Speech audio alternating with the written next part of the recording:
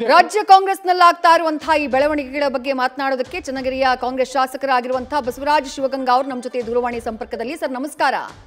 ನಮಸ್ತೆ ಮೇಡಮ್. ನಮಸ್ತೆ ಸರ್. ಉತ್ತರಾಧಿಕಾರಿ ಆಯ್ಕೆ ಆಗ್ಬಿಟ್ಟಿದೆಯಾ ಸರ್ ಪಕ್ಷದಲ್ಲಿ? ಉತ್ತರಾಧಿಕಾರಿ ನಾನು ಹೇಳಿದ್ದೀನಲ್ಲ ಮೇಡಮ್, ಉತ್ತರಾಧಿಕಾರಿ ಸಾಮೂಹಿಕವಾಗಿ ಹೋಗ್ತಾ ಇದೀವಿ. ಡಿಸೆಂಬರ್ ನಂತರ ನಾನು ಮಾತಾಡ್ತೀನಿ ಆ ವಿಷಯನ ಅಂತ ಹೇಳಿದ್ದೆ. ಈ ಡಿಸೆಂಬರ್ ವಿಚಾರ ಪಕ್ಕಕ್ಕೆ ಇಡೋಣ ಸರ್. ಸಿದ್ದರಾಮಯ್ಯ ಅವರ ಪುತ್ರ ಯತೀಂದ್ರ ಸಿದ್ದರಾಮಯ್ಯ ಅವರು ನಿನ್ನೆ ಬೆಳಗಾವಿನಲ್ಲಿ ಕೊಟ್ಟಿರುವಂತಹ ಸ್ಟೇಟ್ಮೆಂಟ್, ಹೌದು ಸತೀಶ್ ಜಾರಕಿಹೊಳಿ ಅವರು ಮುಂದಿನ ಮಾರ್ಗದರ್ಶಕರು, ಅವರದ್ದು ಮುಂದಿನ ನೇತೃತ್ವ ಅನ್ನುವಂಥ ಅರ್ಥದಲ್ಲಿ ಮಾತನಾಡಿದ್ದಾರೆ. ಹೌದಾ? ನೀವೆಲ್ಲ ಒಪ್ಕೊಳ್ಳೋಕೆ ಸಿದ್ಧರಿದ್ದೀರಾ ಸರ್? ಈಗ ಒಪ್ಕೊಳ್ಳೋ ಪ್ರಶ್ನೆ ಬರಲ್ಲ ಮೇಡಮ್. ಯಾಕೆಂದ್ರೆ ಈಗ ಅವರು ನಮ್ಮ ಪಾರ್ಟಿ ಲೀಡ್ರೆ, ಅವರು ಲೀಡರ್ ಅಲ್ಲ ಅಂತ ಹೇಳಕ್ಕಲ್ಲ. ಹಂಗಂತ ಸಂಬಂಧ ಇಲ್ಲದ ವೇದಿಕೆಗಳಲ್ಲಿ ಸಂಬಂಧ ಇಲ್ಲದ ಆನ್ಸರ್ಗಳು ಮಾಡ್ಕೊಂತ ಹೋದ್ರೆ ಪಾರ್ಟಿ ಡ್ಯಾಮೇಜ್ ಆಗ್ತದೆ. ಏನಾಗಿದೆ ಅಂದ್ರೆ ಈಗ ತಾವುಗಳೆಲ್ಲ ನೋಡ್ತಾ ಇದೀರಿ, ನಾವು ನೇರವಾಗಿ ಮಾತಾಡೋ ಅಭ್ಯಾಸ ನಮಗೆ, ಚನ್ನಗಿರಿಯಿಂದ ಬಂದಿರೋದ್ರೆ ನೇರವಾಗಿ ಮಾತಾಡೋ ಅಭ್ಯಾಸ ಜಾಸ್ತಿ. ಏನಾಗ್ತದೆ, ನಾವುಗಳು ಮಾತಾಡಿದ್ರೆ ನೋಟಿಸ್ಗಳು ಕೊಡ್ತಾರೆ, ಬೇರೆ ಬೇರೆ ತರ ನಡ್ಕೊಂತಾರೆ. ಅದೇ ಮುಖ್ಯಮಂತ್ರಿ ಮಕ್ಕಳು, ಇವ್ರು ಸೀನಿಯರ್ಸು, ಇಂಥವ್ರು ಮಾತಾಡಿದ್ರೆ ಏನು ವ್ಯವಸ್ಥೆ ಇಲ್ಲ ನಮ್ಮಲ್ಲಿ. ಇಂಥ ಸಂದರ್ಭದಲ್ಲಿ ಏನಂತ ಆನ್ಸರ್ ಮಾಡೋಣ ಹೇಳ್ರಿ ಅವಕ್ಕೆಲ್ಲ? ಹೌದಲ್ರಿ ಸರ್? ನಾಯಕತ್ವ ಬದಲಾವಣೆಯ ಬಗ್ಗೆ ಪದೇ ಪದೇ ಮಾತನಾಡಿದವರಲ್ಲಿ ಅಥವಾ ಡಿ ಕೆ ಶಿವಕುಮಾರ್ ಅವರು ಸಿಎಂ ಆಗ್ಬೇಕು ಅಂತ ಮಾತನಾಡಿದಂತಹ ಕೆಲ ಶಾಸಕರಲ್ಲಿ ನೀವು ಕೂಡ ಒಬ್ರು ಸರ್. ಈಗ ಹೆಂಗಿದೆ ಸಿಚುವೇಶನ್ ಅಂತಂದ್ರೆ ನಾಯಕತ್ವ ಬದಲಾವಣೆ ಆಗೋದೇ ಇಲ್ವೇನೋ ಅನ್ನೋ ತರ ಇದೆಯಲ್ಲ ಅಂತ ಹೇಳಿ. ಈಗ ಅದು ಫಿಕ್ಸ್ ರೀ. ಅದೇನ್ ನಾನು ಮುಂಚೆ ಡೇ 1 ಇಂದ ನಾನು ಡಿ ಕೆ ಶಿವಕುಮಾರ್ ಸಾಹೇಬ್ರ ಬಗ್ಗೆ ಮಾತಾಡ್ತಾ ಬಂದಿರೋದ್ರಾಗ ಯಾವುದೇ ರೀತಿಯ ಬದಲಾವಣೆ ಇಲ್ಲ. ಅವರೇ ನಮ್ಮ ನಾಯಕರು, ಅವ್ರನ್ನೇ ನಮ್ಮ ನಾಯಕತ್ವ ಅಂತ ಮುಂಚಿಂದನೂ ಹೇಳಿದೀನಿ, ಈಗಲೂ ಹೇಳ್ತೀನಿ, ಮುಂದೆ ಹೇಳ್ತೀನಿ ರೀ. ಈಗ ನಮಗೆ ಹೈಕಮಾಂಡ್ ಇಂದ ಮುಖ್ಯಮಂತ್ರಿ ವಿಷಯ ಮಾತಾಡಂಗಿಲ್ಲ ಅಂತ ಹೇಳಿದ್ದಾರೆ. ಜೊತೆಗೆ ನಾನು ಸಹ ಡಿಸೆಂಬರ್ ವರೆಗೂ ಮಾತಾಡಲ್ಲ, ರಕ್ತದಲ್ಲಿ ಬರ್ಕೊಟ್ಟು ಬಿಡ್ತೀನಿ ಅಂತೇಳಿ ಲಾಸ್ಟ್ ಫೈನಲ್ ಒಂದು ಹೇಳಿದೆ. ಡಿಸೆಂಬರ್ ನಂತರ ಅದಕ್ಕೆ ಉತ್ತರ ಕೊಡ್ತೀನಿ. ಆದ್ರೆ ಏನು ಯತೀಂದ್ರ ಸಿದ್ದರಾಮಯ್ಯ ಅವರು ಸೀನಿಯರ್ ಇದಾರೆ, ಏಜಲ್ಲೂ ಸೀನಿಯರ್ ಇದಾರೆ, ಒಂದ್ಸರಿ MLA ಒಂದ್ಸರಿ MLC ಆಗಿದ್ದಾರೆ. ಈ ತರ ಗೊಂದಲದ ವಾತಾವರಣ ಸೃಷ್ಟಿ ಮಾಡಬಾರ್ದು, ಯಾರಾದ್ರೂ ಮಾಡಬಾರ್ದು. ಅಂತರ್ಲ ಅವ್ರೊಬ್ರು ಸೀನಿಯರ್ ಇದ್ದು ಇಂಥವೆಲ್ಲ ಸ್ಟೇಟ್ಮೆಂಟ್ ಕೊಟ್ರೆ ನಾವು ಮಾತಾಡ್ತೀವಿ. ನಾಳೆ ದಿನ ನಾವು ಮಾತಾಡಿದ್ರೆ ಏನಾಗ್ತದೆ, ನೋಟಿಸ್ ಕೊಡ್ತಾರೆ. ಆದ್ರೆ ಅವ್ರು ಮಾತಾಡಿದ್ರೆ ನೋಟಿಸ್ ಕೊಡಲ್ಲ. ಇಂಥ ಒಂದು ವ್ಯವಸ್ಥೆ ಒಳಗೆ ಹೆಂಗೆ ಅಲ್ಲ ಶಿವಗಂಗಾ ಸರ್, ಈಗ ಯತೀಂದ್ರ ಸಿದ್ದರಾಮಯ್ಯ ಅವರ ಹೇಳಿಕೆ ಕೇವಲ ಅವರ ವೈಯಕ್ತಿಕ ಹೇಳಿಕೆ ಅಂತ ಅನ್ಸತ್ತಾ ಅಥವಾ ರಾಜಕೀಯ ಸರ್? ಯಾರು ಯಾವ ಕಡೆಯಿಂದ ದಾಳ ಉರುಳಿಸ್ತಾರೆ ಅಂತ ಗೊತ್ತಾಗಲ್ಲ. ಏನ್ ಹೇಳ್ತೀರಿ? ಅವರ ಬರೇ ವೈಯಕ್ತಿಕ ಹೇಳಿಕೆನ ಅಥವಾ ಇದ್ರ ಹಿಂದೆ ಏನಾದ್ರೂ ಬೇರೆ ಲೆಕ್ಕಾಚಾರ ಇದೆಯಾ ಅಂತ ಹೇಳಿ ಸರ್? ಯಾವುದಿಲ್ಲ, ವೈಯಕ್ತಿಕ ಹೇಳಿಕೆನೆ. ಯಾಕಪ್ಪ ಅಂದ್ರೆ ಈಗ ಮಾನ್ಯ ಜಾರಕಿಹೊಳಿ ಸಾಹೇಬ್ರು ಮೊನ್ನೆ ಏನು ಹೇಳಿದ್ದಾರೆ, 2033 ನನ್ನ ಕ್ಲೈಮು, ಅಲ್ಲಿವರೆಗೆ ನನ್ನ ಸುದ್ದಿ ಬರಲ್ಲ, ಮುಖ್ಯಮಂತ್ರಿಗಳ ಸುದ್ದಿ. ಅಲ್ಲ, ಇವತ್ತು ಬೆಳಗ್ಗೆ ಹೇಳಿದ್ದಾರೆ ಸರ್ 2028ಕ್ಕೆ ನಾನು ಕ್ಲೈಮ್ ಮಾಡ್ತೀನಿ ಅಂದಿದ್ದಾರೆ. ಮೊನ್ನೆ 33 ಹೇಳಿದ್ರು. ಅಲ್ಲ, ಈಗ ಬೆಳಗ್ಗೆ 1 ಗಂಟೆ ಆಯ್ತು ಅವ್ರ ಸ್ಟೇಟ್ಮೆಂಟ್ ಅನ್ನ ಕೊಟ್ಟು. ಅದನ್ನ 28 ನೋಡಿಲ್ಲ ಸರಿ. 33 ನಮ್ಮ ತಲೆಯಲ್ಲಿದೆ. ಇನ್ನು 33 ಇದೆ.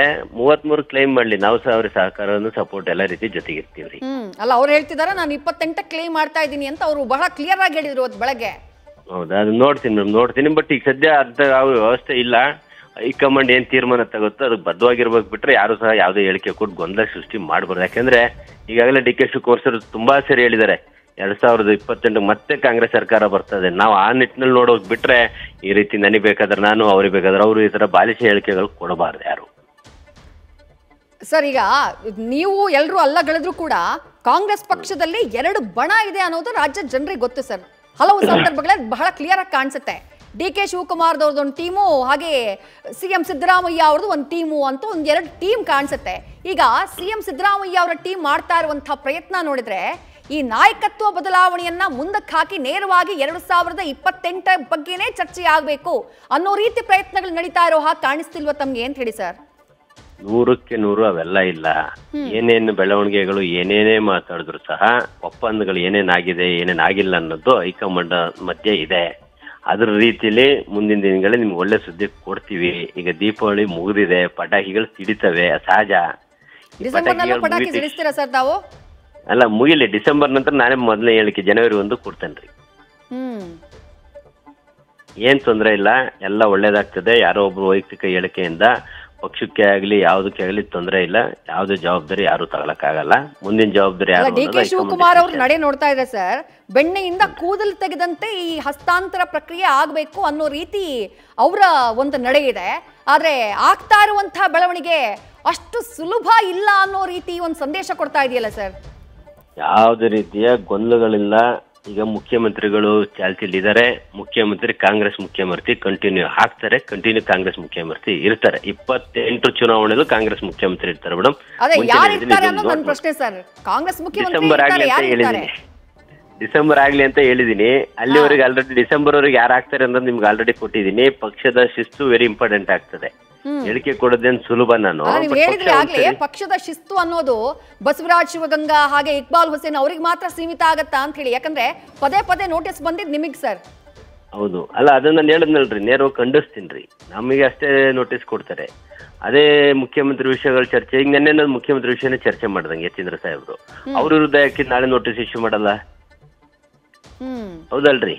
ಈ ವ್ಯವಸ್ಥೆ ಹಂಗಿದೆ. ಅದನ್ನ ಜನಗಳು ನಮ್ಮ ಲೀಡರ್ಗಳು ನೋಡೋಗ್ಬಿಟ್ರೆ ನಾವುಗಳು ಉತ್ತರ ಕೊಡಕ್ಕಾಗಲ್ಲ. ಅಂದ್ರೆ ಈ ಕ್ರಾಂತಿ ಅನ್ನೋದು ಚರ್ಚೆ, ಕ್ರಾಂತಿ ಅನ್ನೋದು ಭ್ರಾಂತಿ ಅಂತ ಸಿದ್ದರಾಮಯ್ಯ ಅವ್ರು ಹೇಳಿದ್ರು. ಬಟ್ ಡಿಸೆಂಬರ್ ಮುಹೂರ್ತ ತಾವಿಟ್ಟಿದ್ದೀರಿ. ಹೌದು, ಡಿಸೆಂಬರ್ ಇದೆ, ವ್ಯವಸ್ಥೆ ಇದೆ. ನನಗೆ ಡಿಸೆಂಬರ್ ವರೆಗೂ ದಯವಿಟ್ಟು ಈ ಮುಖ್ಯಮಂತ್ರಿ ವಿಷಯ ಬಿಟ್ಟು ಏನಾದ್ರು ಬೇರೆ ಪಾರ್ಟಿ ವಿಷಯ ಇದ್ರೆ ಮಾತಾಡಿ. Right sir, right sir. Thank you sir. ನೋಡೋಣ ಏನಾಗುತ್ತೆ ಅಂತ ಹೇಳಿ. ನೀವು ಹೇಳ್ದಂಗೆ ಡಿಸೆಂಬರ್ನಲ್ಲೇ ಕ್ರಾಂತಿ ಆಗತ್ತಾ ಅಥವಾ ಆ ದೀಪಾವಳಿಯ ಪಟಾಕಿ ಡಿಸೆಂಬರ್ನಲ್ಲಿ ಹೊಡೆಯತ್ತೆ ಅಂತ ಬಸವರಾಜ್ ಶಿವಗಂಗಾ ಅವ್ರು ಹೇಳಿದ್ರು.